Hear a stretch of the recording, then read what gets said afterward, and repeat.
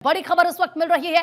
केंद्रीय गृह मंत्री अमित शाह का जम्मू दौरा, बाढ़ प्रभावित इलाकों का दौरा करेंगे। अमित शाह जम्मू के बाढ़ प्रभावित इलाकों का हवाई सर्वे करेंगे। आप जानते हैं जम्मू कश्मीर में रिकॉर्ड तोड़ बारिश इस वक्त हो रही है, लैंडस्लाइड वहां पर हो रही है, पहाड़ दरक रहे हैं और लगातार लोगों की मुसीबतें बढ़ रही हैं।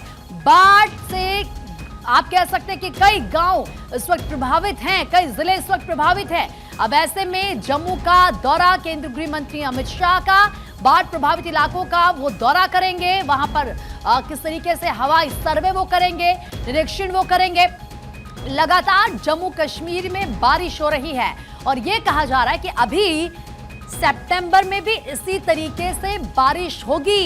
ये बारिश रुकने का नाम नहीं ले रही, लेकिन इससे लोगों की जो मुश्किलें हैं वो बढ़ रही हैं, क्योंकि इतनी ज्यादा बारिश हो रही है कि सड़कें समंदर में तब्दील हो चुकी है। इतनी ज्यादा बारिश हो रही है कि पहाड़ों से मलबा आ रहा है सड़कों पर, नेशनल हाईवेज बंद हो रहे हैं, आवाजाही पूरी तरीके से रुक रही है और लोगों को दिक्कत हो रही है क्योंकि उनके गांव का, उनके इलाके का संपर्क टूट रहा है।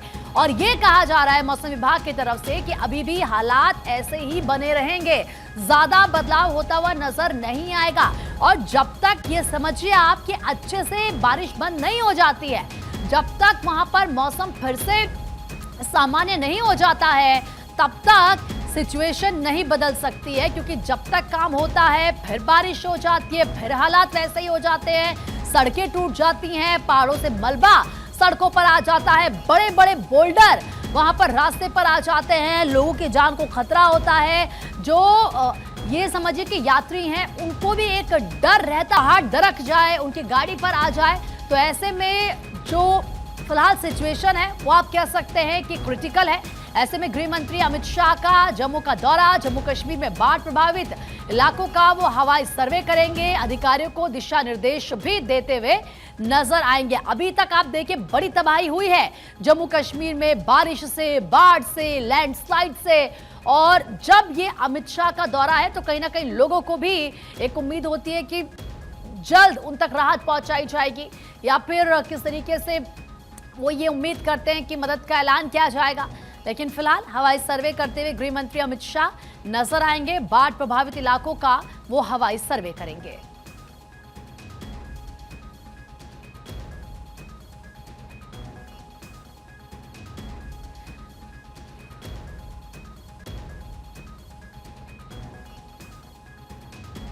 तो सिर्फ पहाड़ी नहीं, मैदानी जो इलाका है वहां पर भी फिलहाल हालात ऐसे ही हैं। लेकिन आप ये कह सकते हैं कि ज्यादा खराब सिचुएशन इस वक्त जम्मू कश्मीर में नजर आ रही है। डॉक्टर थानेश्वर इस वक्त हमारे सहयोगी कटरा से लाइव जुड़ चुके हैं हमारे साथ।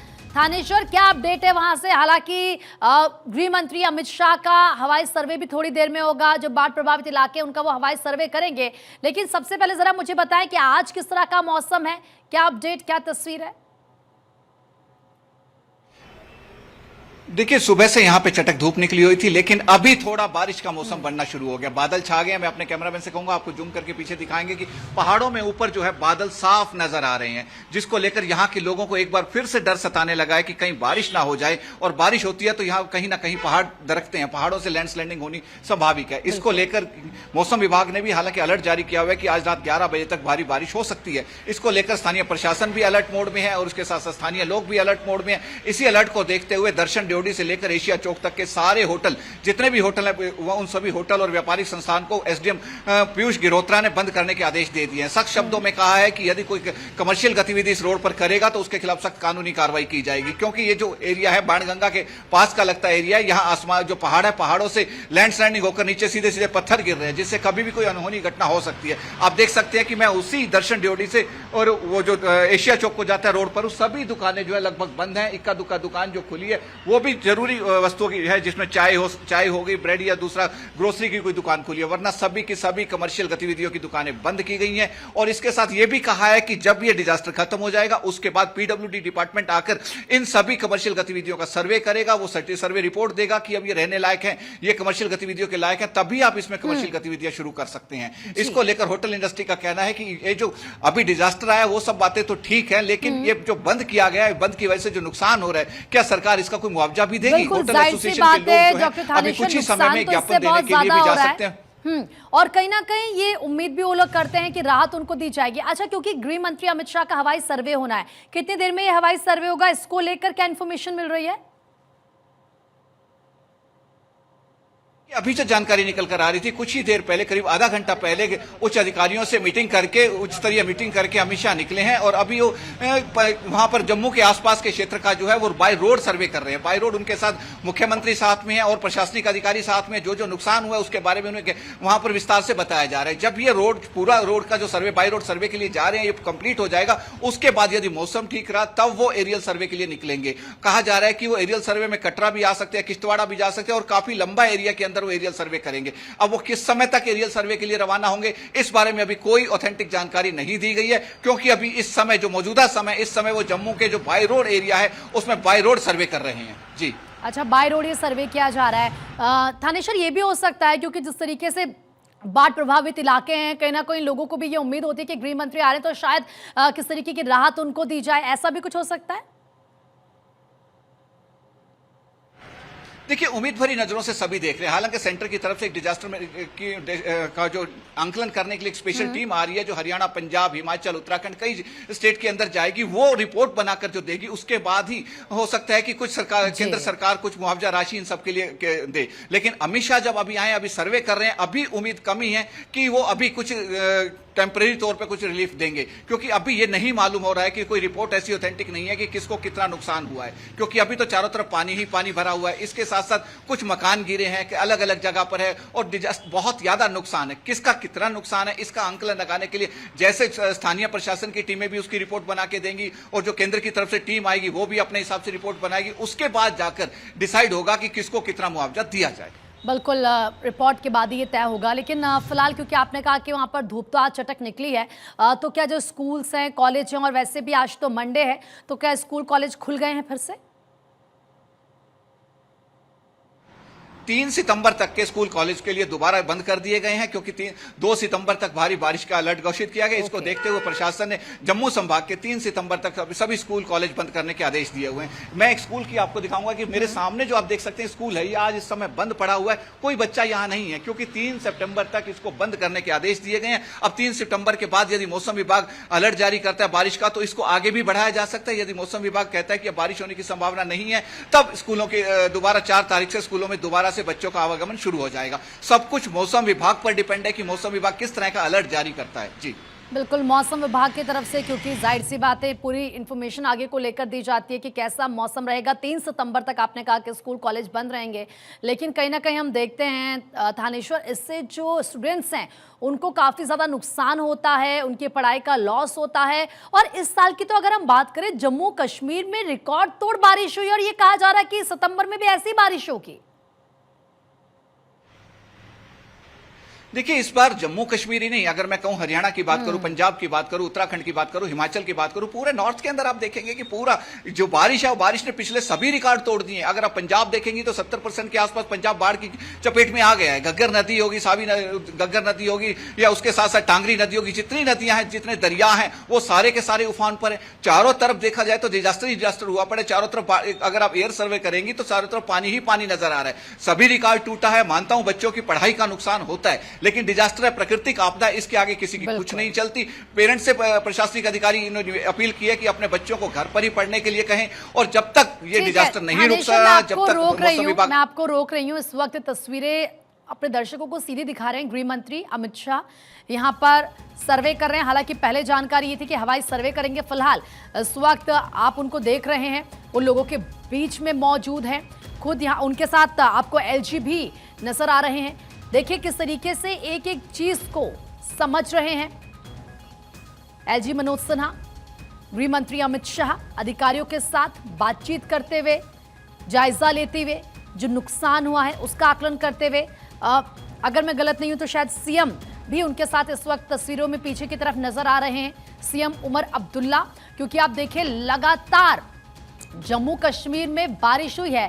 थानेश्वर, तस्वीरें भी इस वक्त हम दिखा रहे हैं अपने दर्शकों को। एलजी मनोज सिन्हा, गृह मंत्री अमित शाह और सीएम नजर आ रहे हैं, यहाँ पर निरीक्षण कर रहे हैं, हालातों को अधिकारियों से समझ रहे हैं। इनके साथ साथ प्रशासनिक अधिकारी भी उनके साथ है। प्रशासनिक अधिकारियों ने एक एक चीज के बारे में विस्तार से डिटेल में बता रहे हैं कि किस क्षेत्र में कहां का नुकसान हुआ है, कैसे नुकसान हुआ है, कहां से पानी आया है, किस पुल से रामबाण के अंदर कितना नुकसान हुआ है, अलग अलग जो एरिया पूरी विस्तार से उन्हें जानकारी दी जा रही है। और अमित शाह एक एक चीज का, जैसे कहते हैं कि न्यूज के अंदर हम 5W कहते हैं, क्या हुआ, कैसे हुआ, क्यों हुआ, किसके द्वारा हुआ, वही 5W को पूर्णतः पालन करते हुए अमित शाह एक एक चीज की डिटेल में जानकारी ले रहे हैं। वो डिटेल में जानकारी लेने के बाद ही अमित शाह आगे कोई डिसीजन लेंगे कि जो जम्मू कश्मीर में नुकसान हुआ है, इसके बाद हिमाचल या अलग अलग क्षेत्रों में जो नुकसान हुआ है वहां किस तरीके से लोगों को राहत दी जाए। तो सब काम अभी तो सर्वे चल रहा है, सर्वे के बाद अगर सब कुछ ठीक रहा, मौसम ठीक रहा, मौसम पे डिपेंड करता है कि, और अमित शाह पे के डिपेंड है कि अगर मौसम ठीक रहा और समय हुआ तो अमित शाह एरियल सर्वे करने के लिए जाएंगे। किश्तवाड़ा तक भी उनके एरियल सर्वे से जाने की संभावना है। जी अच्छा, किश्तवाड़ तक वो एरियल सर्वे तक कर सकते हैं। ठीक है, एक बार फिर से ये लाइव तस्वीरें हम आपको दिखा रहे हैं। तमाम जो लोकल्स हैं वो आपको यहाँ पर नजर आ रहे हैं। जाहिर सी बात है, गृह मंत्री वहाँ पर पहुंचे हैं तो उनसे अपनी समस्याओं को बताने के लिए, क्या उनके इलाके के हालात हैं, किन दिक्कतों का यहाँ पर लोगों को सामना करना पड़ रहा है। हालांकि अधिकारी भी यहाँ पर गृह मंत्री के साथ आपको नजर आ रहे हैं, लेकिन जो स्थानीय लोग हैं आप देखिए किस तरीके से वहाँ पर वो मौजूद हैं। ये नुकसान हुआ है, ये आप जो तस्वीर देख रहे हैं, आप देखिए पूरी तरीके से यहाँ पर घर, ये जो इमारत आपको नजर आ रही है ये क्षतिग्रस्त हो चुकी है। इसका एक हिस्सा आप देखिए पूरी तरीके से टूटा हुआ नजर आ रहा है। ऐसा लगता है कि जो रेलिंग है वो पूरी तरीके से टूट चुका है। ये देखिए घर का मलबा आपको नजर आ रहा है, दूर में आपको लोग नजर आ रहे होंगे। और ये ऐसा लगता है कि नदी ने जब यहाँ पर, नदी जिस रास्ते से जाती है उसने विकराल रूप लिया होगा, उफान पर वो रही होगी, इसीलिए इतना नुकसान हुआ है। और इससे पीछे की वजह तो आप जानते हैं, लगातार हो रही बारिश। ये जब बारिश इस वक्त भयंकर हो रही है तो नदी नाले सब कुछ उफान पर है। अपने साथ या अपने रास्ते में जो भी इनके आता है उसको बहाकर ले जा रहे हैं। थानेश्वर, अपनी बात को पूरा कीजिएगा क्योंकि इस वक्त भी हम तस्वीरें देख रहे हैं, जो लोकल से शायद वो भी यहाँ पर गृह मंत्री से बातचीत करते नजर आ रहे हैं, अपनी समस्याएं उनको बता रहे हैं। देखिए जिनका जो नुकसान हुआ है वो सारा बिलख बिलख कर रोकर अपनी जो उनकी विपदा है, क्योंकि जिसके पर बीती है, जिसने वो मंजर देखा है, जिस तरीके एकदम पानी आया, क्या मंजर था, कैसे वो बच्चों को लेकर भागे, किस तरीके से भागे, किससे उनका सामान खराब हुआ। अमित शाह को पूरी आप बीती बता रहे हैं। वो बता रहे हैं कि किस तरीके से आसमान से जो पानी बरसता था, कभी वो वरदान होता था, वो कैसे उनके लिए मुसीबत बन गया, कैसे मुसीबत इतनी आफत बन गया। वो आफत की जो बारिश आई उसने कितना नुकसान कर दिया, किस तरीके से एनजीओ ने उनकी मदद की या नहीं की, प्रशासनिक अधिकारियों ने मदद की या नहीं की। अमित शाह एक एक चीज की गहनता से उनसे बातचीत कर रहे हैं, हर चीज की तह तक जाकर अमित शाह उसको डिटेल ले रहे हैं, उसके बाद ही आगे का कुछ निर्णय लेंगे। लोग हैं कि पूरा विस्तार से बता रहे हैं कि कैसे पहली बिल्डिंग गिरी, किस एरिया का पहला एरिया गिरा, दूसरा एरिया कौन सा गिरा, फिर उसके बाद वो कहां छिपे, कोई छत पर जाकर बैठा, कोई किधर बैठा, उन्होंने अपनी जान किस तरीके से बचाई। ये सारी विस्तार से जो जानकारी अमित शाह को दी जा रही है, प्रशासनिक अधिकारी भी इसमें साथ को बता रहे हैं और जो दूसरे पॉलिटिशियंस हैं या बीजेपी के कार्यकर्ता वो भी साथ में मौजूद है। वो पूरी की पूरी गहनता से जो रिपोर्ट है वो अमित शाह को इस समय दे रहे हैं। इसके साथ जो सेंटर से टीमें आएंगी वो अलग से सर्वे करेगी, वो अलग से रिपोर्ट बनाकर अमित शाह को देंगी। क्योंकि अमित शाह के बारे, गृह मंत्री के बारे में बात फेमस है कि वो स्वयं अपनी तरफ से भी एक रिपोर्ट तैयार करते हैं। वो आज अगर कहा जाए तो वो जिस सर्वे पे निकले हैं वो अपनी रिपोर्ट तैयार कर रहे हैं। इसके बाद जो अधिकारियों की रिपोर्ट होगी, सीधा सीधा अमित शाह की मंशा रहती है कि किसी के साथ कुछ अन्याय नहीं होना चाहिए, किसी को कोई जाति नहीं होनी चाहिए, जिसका जो नुकसान हुआ है सरकार उसकी तरफ से कुछ रिलीफ जरूर मिलना चाहिए। इसीलिए सारा अमित शाह की तरफ से ये रोड का बाय रोड सर्वे किया जा रहा है। बिल्कुल डॉक्टर थानेश्वर, फिलहाल आपका बहुत बहुत शुक्रिया तमाम जानकारी देने के लिए, तस्वीरें दिखाने के लिए। और इसी के साथ देखिए, कहते हैं कि जब इस तरीके से आपदा आती है, सड़क टूटती हैं, बह जाती हैं, पुल टूट जाते हैं, तो कई साल पीछे हम चले जाते हैं और लोगों को जो नुकसान होता है वो अलग।